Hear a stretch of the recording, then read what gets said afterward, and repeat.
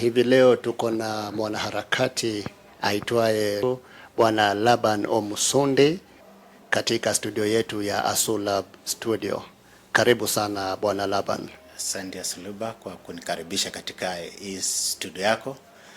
Kwa majina naitwa LABAN OMUSUNDI, mimi ni mwanaharakati na ni mara ya kwanza kufika hapa, na nimeshukuru sana kwa kunipatia fursa hii ili tuweze kuwa pamoja na wewe.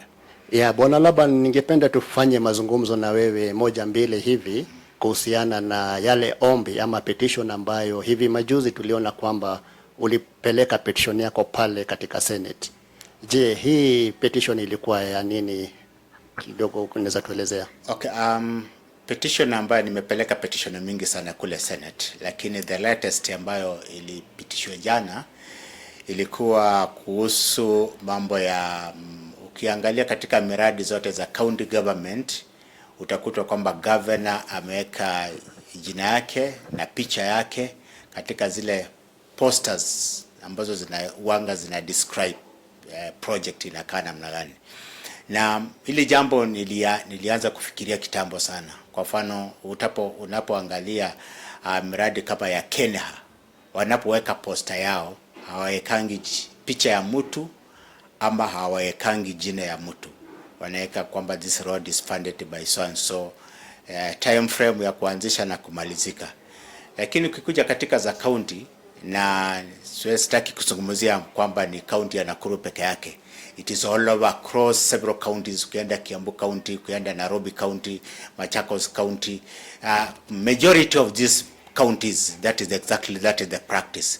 So wanga wanaweka ile posters ile signposts ambayo could describe the nature of the project. Unakuta kwamba jina ya governor inakuwa pale juu ni kubwa, alafu wanaweka picha yake. Nowadays unakuta kwamba space, badala wa describe the project jinsi ambapo inavyohitajika kisheria, jina ya governor ina take the space more than 3/4 of that space. Na pale chini kabisa ukiangalia wanaandika jina ya MCA. But now the concern was ni kwamba this project si ya ule mwanasiasa ambaye ameninitiate. This is a project that has been initiated by the county government, courtesy of our taxpayers' money. Now from there, my question is, why should we have public funded projects zinaweka jina ya mtu? Ukiangalia kitambo kukata kidogo Bwana LABAN. Je, kwa mwananchi yule ambaye anaona ile signage imekuwa pale, anaona picha ya gavana pale, unafikiri inampa nini katika wazo lake? Okay, basically I'm coming to that. Maybe labda tunipatie tu background in terms of law. Ni kwamba kitambo pesa ya Kenya ilikuwa wakati wa kitambo kule ilikuwa inawekwa picha ya former president. Unakuta kwamba ilikuwa na picha ya Kenyatta, ikatoka Kenyatta itakuja Moi.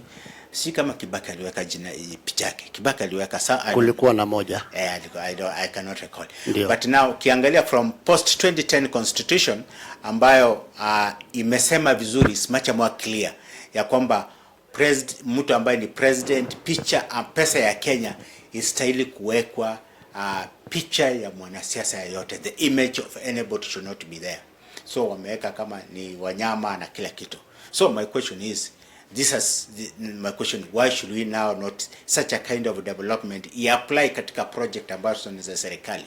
Na initially ukiangalia katika historically, these are some of the things ambazo zilikuwa zinatumika kama someone to take self glorification, na kukua ni kama yeye ndio the hero worship, ya kwamba watu wanamworship, na people are used our current political status ama political elites are using such a kind of things to glorify themselves as if ni kwamba wao ndio those projects are being funded by their personal project. Now katika pande yangu ni kwamba mwananchi anapoona namna hiyo, wana paint katika picha ya mwananchi wa kawaida ambaye hana uwezo ule ya kuquestion, ya kwamba wanaona kwamba ni kama amewafanyia favor. It's like a giving part of me.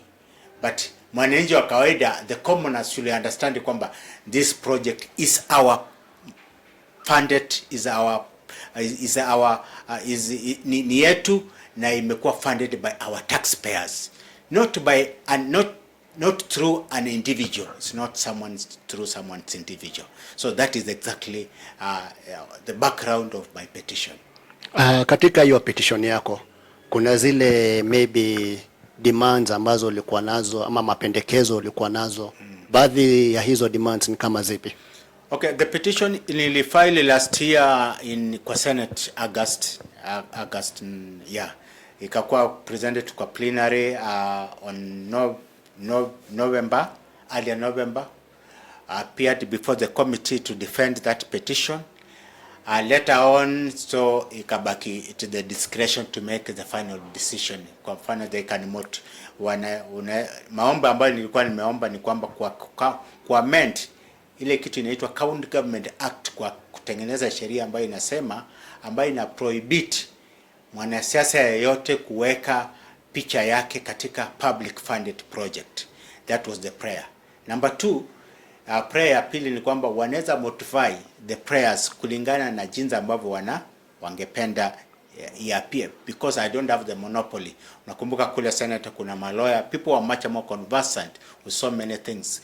So modification ziko ambayo wanaweza make, and in really sense katika hii petition ambayo nilikuwa nimeomba, they did what we call modification, kuangalia the necessity. Wakasema kwamba irrespective ya kwamba hakuna sheria, lakini this is an ethical issue, na ukweli ni kwamba this was something very clear katika chapter 6 of integrity, ambayo inasema kitu yote ambacho mtu anayefanya public officer akifanya kitu yote asifanye in terms of to advance his personal interest should not be there. So kulingana na report yao waliona kwamba the necessity of enacting another law was not there. So the necessities was all about enforcing the law that is in existence to make effect ya kwamba hawa wanasiasa wasiweke mapicha zao, their images, their names, their portraits, whatever ambayo is all about themselves should not be there. So those are the prayers, ni kwamba wanasiasa wasiweke the main thing, whatever kama to amend the law or not the law, but the objective was that those images should not be in public funded project. That was the prayer that I meant to the Senate. Na committee ambayo ni devolution, intergovernmental and devolution, ambayo ilikuwa ina handle that report chaired by Wajir Senate, ilikubaliana na maombi yangu, and on Thursday it was a motion before Senate, ikakuwa discussed for more than 2 hours. By the way, it was discussed for more than 2 hours, so ikakuwa deferred for another day ili waweze kupiga kura. So yesterday ambayo ilikuwa afternoon, the petition was presented before the order paper, na it was passed ya kwamba maombi hali ya kuwa adopted, na wakapatiana EACC 30 days na control of budget kuhakikisha kwamba yale recommendation ambazo ziko katika, although they have not sent to me, but according to what I heard from what they read from Senate nini walisema kwamba they have to be those necessary institution EACC na mambo ya control of budget make sure kwamba wana enforce within 30 days to come from the day wanakuwa provided with those direction. Now katika kwa nini EACC is ambayo ndio deal na mambo ya ethics. So the committee realized kwamba this is a matter of ethics. Now the institution that is there to enforce ethics is EACC. So EACC has the responsibility ya kuhakikisha kwamba those recommendations are enforced, and I believe in the next 30 days, maybe from today henceforth, ni kwamba mabango ambayo yamewekwa katika miradi zote za serikali, yamewekwa jina ya mtu, more especially katika county government level, yote itabidi ya kwamba county government has a responsibility to pull down all those images whatever ambazo ziko katika signboards ambazo zimewekwa katika public funded projects. Yeah. Turudi katika hizo bano ama hizo signages. Unafikiri huo mtindo wa kwanza kuweka picha za viongozi katika hizi signage, una mtazamo wako ni kama ni nini sana iliwachangia wa viongozi kuanza kuweka picha zao pale? Okay, basically ukiangalia mimi nikisoma mind yao ni kwamba initially sometimes back ukiangalia from history wafalme walikuwa wanajipenda sana kuweka, yani they want visibility to the masses, and the current politician they are craving for publicity. Kila mtu anataka publicity here and there, anataka kujionyesha vile amefanya kazi. So majorly the contributing factor ya hawa watu kuweka kwa wanasiasa kuweka picha zao ni kutaka ile visibility ili waweze kudeceive the masses ya kwamba wanafanya kazi, and which is okay. Those initiatives wanastahili kuonyesha, lakini that's not the way to show the masses. So the majorly, kujibu swali yako ni kwamba it is all about the desire to be visible to the public. Yeah. Kwa mwananchi yule ambaye haelewi mbona hizi katika zile signage tunaondoa hizi picha, tunatoa jina ya MCA, atajuaje kwamba huyo ni kiongozi wake aliweza kutekeleza hiyo kazi? Itambaki vipi yeye kukumbuka ama kujua amekuwa akitekeleza haya majukumu kwa mwananchi? Okay, naweza sema kwamba mradi zote kulingana mujibu ya sheria, ukiangalia article 10 of the constitution inasema anything that is done by the county government or the national government should be subjected to public participation. Katika wodi yetu tunapopendekeza kwamba hii barabara ilimwe, sisi ndio tumependekeza. Tunaposema maternity hospital ikuwe equipped, sisi ndio tumesema. Tunaposema ijengwe, sisi ndio tunakuwa tumesema. Tukisema ECD jengwe, sisi ndio tunakuwa tumesema. So all projects that are being initiated, they are being initiated courtesy of our contribution to that project, to that establishment of that project. So in a really sense, it is we who propose. Wale ambao ni viongozi, ukiangalia chapter 6 of the constitution, they are servants. Hao ni wafanyikazi wetu ambao sisi tumeajiri watufanyie kazi, to render their services, to implement. The necessity ya kwamba mwananchi wa kawaida ajue ya kwamba tumefanya, hapana. Atajua tu kama mmefanya kitu kizuri. Kwa mfano labda kusema kama kufanya Kibaki alijenga Thika super highway. Who doesn't know ya kwamba Kibaki alijenga Thika super highway? Kila mtu anajua. If you walk that road, maybe mwenye amezaliwa jana, hii barabara kwa mfano hii Nakuru hii kwenda pale paka E2way traffic, E2way highway kutoka Barnabas all the way paka Baredi past hapo hivyo karibu nini na nini. We know these are some of the things were built through courtesy during the regime of President Kibaki. So I feel ya kwamba ule mtu ambaye amefanya kazi mzuri, wacha uzuri wako kutangaze. Let your works advertise you, but not telling us ya kwamba lazima uweke kitu yako. The people will just know. I think they have their reasoning capacity, they have their common sense, and these people are mature. It's not necessarily ya kwamba you have to put those posters uweke kila mahali. Na mimi naona kama tungeendelea namna hivi, hawa watu wangeweka kila mahali. Kama ni barabara wanaweka after 10 meters ama nini after nini, watakuwa kiweka. So it's one way the other to control. But if you do something good, people will just know. And people have done several good things and we know them. Yeah. So baadhi ya pendekezo yako katika ile post, sababu wakati kuna miradi ambayo inatekelezwa, ni jukumu ya mwananchi kujulishwa kwamba kile ambao tunataka kufanya hapa ni mambo 1 2 3. Unafikiri katika ile bano ni nini ambao tunafaa kuona hapo? Okay, katika hiyo bana kama ni kitu ambayo imekuwa initiated by county government, inastahili kuandikwa funded by ama courtesy of the project, andike project name, county government. Kama ni county government of Nakuru, this project was initiated by county government of Nakuru. Alafu project name, tudili na offices, project name. Kama ni tuseme kama ni barabara inatengenezwa, courtesy of chief officer supervising, chief officer of roads. Kama ni hospitali, chief officer of health, vitu kama hizo. Offices, I'm talking about offices, chief officer of trade, not Asluba ama Laban. Hapana, hiyo ni jina ya mtu individually. So individually mimi I'll be there in the office, my time yangu ikiisha inaisha. But county government is there permanently. Chief officer kama ni wa trade, kama ni soko imejengwa, chief officer, that title is there, will remain to be there in the absence, in the exit of the LABAN OMUSUNDI kutoka kwa hiyo ofisi. Nitapigwa transfer nitoke kwa hiyo ofisi. Pale chini kuandikwe time frame. Project hii itaanza kutoka wakati huu kuendekea kufikia wakati huu. A description, at least some description ya project. Alafu something ambayo ni necessary to inform accountability, which will be informed how much money that project will consume.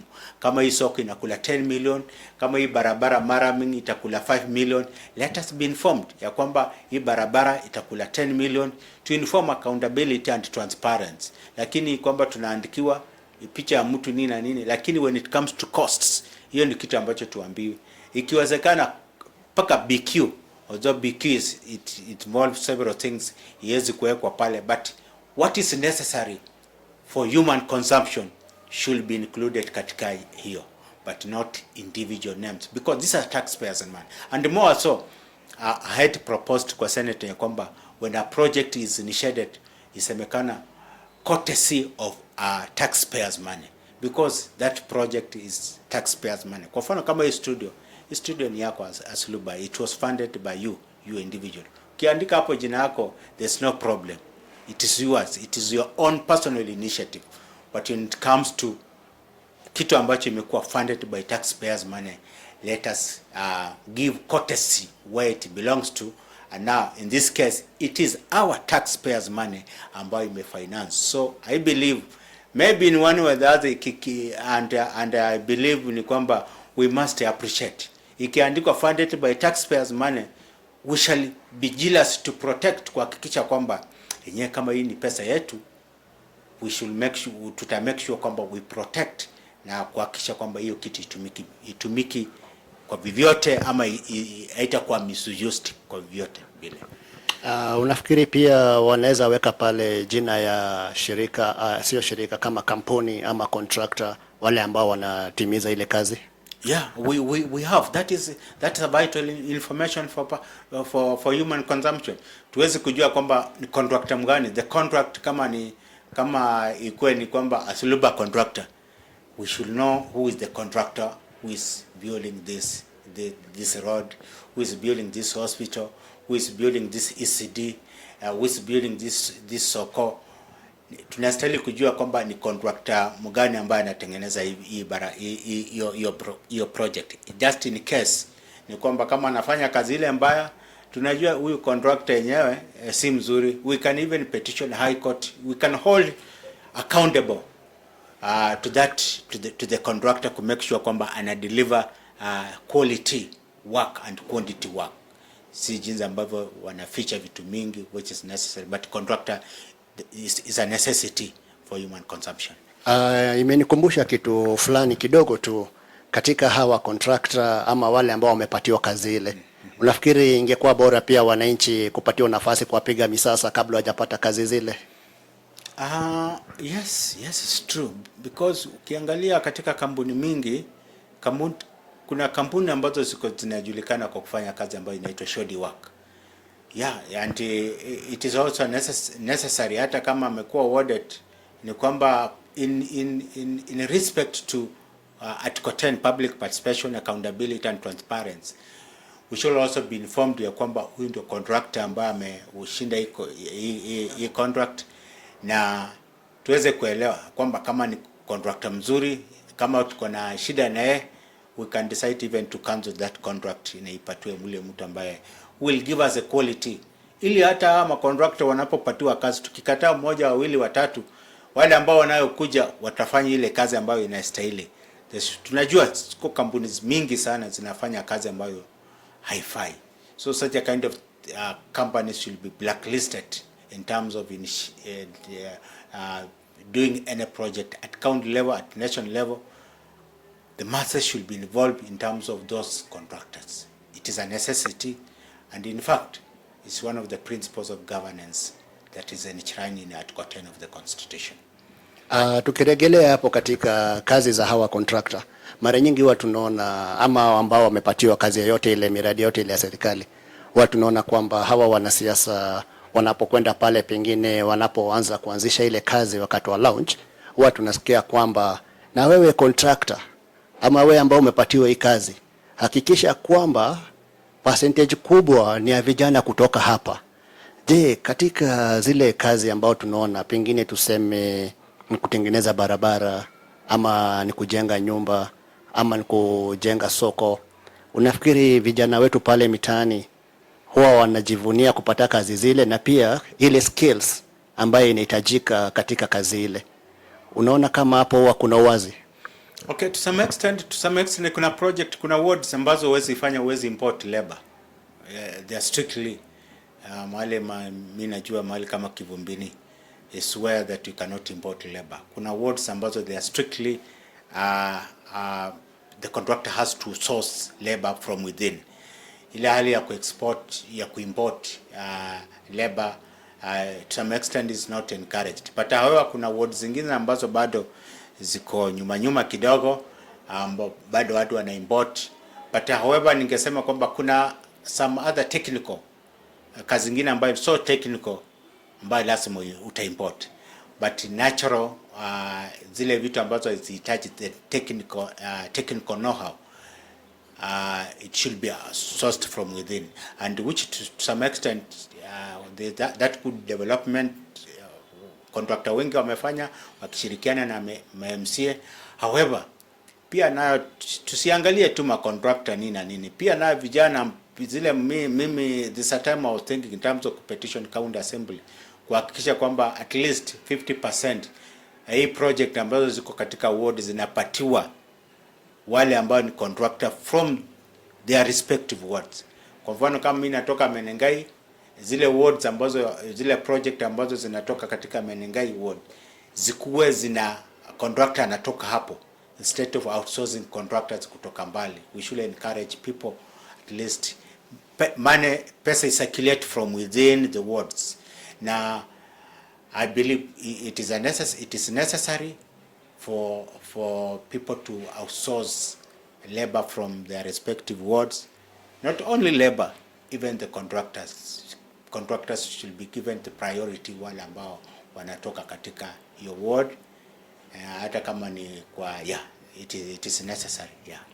Tukirudi kwa hizi signage, je, unaona itachukua muda gani ili hii petition yako ama ombi lako ambayo uliotoa ili iweze kutekelezwa, itachukua muda gani ndio tuanze kuona mabadiliko kwa mtazamo wako? Okay, kwangu mimi kulingana na recommendation is 30 days na to enforce, that is it.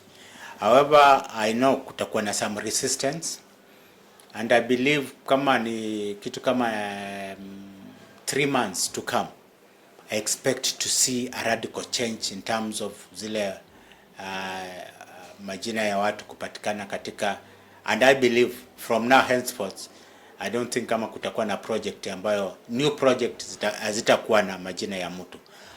However, zile ambazo ziko kutolewa, I know it will be some resistant and it will take some times, but expect kulingana na hiyo recommendation 30 days, but I expect ya kwamba kitu kama iongezea another 120 days, which is now 3 months, and I believe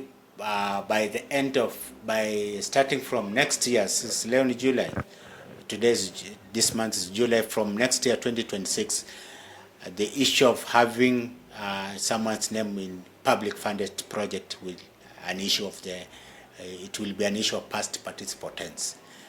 Anybody who contravene the law then will have to face the music in terms of enabling laws that are there. And even furthermore, personally, after 30 days, I'll be writing, baada ya kupata hiyo recommendation, I'll be, after reading it na kuelewa kwamba those institutions ambazo zimekuwa tasked to enforce, I'll be writing to them to make sure ya kwamba wana enforce, demanding the necessary steps. After 1 month, I will demand from those institutions the necessary steps wamechukua to enforce the recommendations of the Senate, kuhakikisha kwamba sanity and integrity that is espoused in chapter 6 of the Constitution is respected. So ni 30 days according to the paperwork, but it's 3 months. But next year, 2026, there will be a radical change, very radical. Tukimalizia, tukifunga jamvi yetu ya mazungumzo haya, je, una jambo ipi ungependa ya mwisho kuwajulisha wananchi? Okay, kuwajulisha wananchi, maybe I'll just tell the politicians, the Republic of Kenya, ni kwamba sheria imepitishwa and we have to respect the constitution. Is clear. This is the constitution that all of us passed in 2010, and wale ambao kwa katika maofisi wali hapa ya kwamba wata respect and uphold the constitution. And I believe when the Senate has recommended so, all political elites will have to respect and make sure kwamba they abide by necessary laws, na raia wa kawaida waweze kuelewa kwamba zile project ambazo zinapokuwa initiated, they are not governance project. Hakuna governor ako na pesa yake yoyote, ama MCA hana pesa yoyote. This is our taxpayers money. Let's make sure kwamba we protect and make sure kwamba that those projects zinapatiana what we call quality work, and quantity is the outcome should be there, should be quantity and quality, so that tuweze kujifunia our taxpayers yetu ya kwamba imefanya kazi ambayo inayofaa. Asante sana Mr. Laban Omusundi kwa kupata nafasi kututembelea hapa katika ASULAB studio. Hadi hapo hatuna la ziada ila tu kukushukuru kwa kututembelea. Asante. Nashukuru.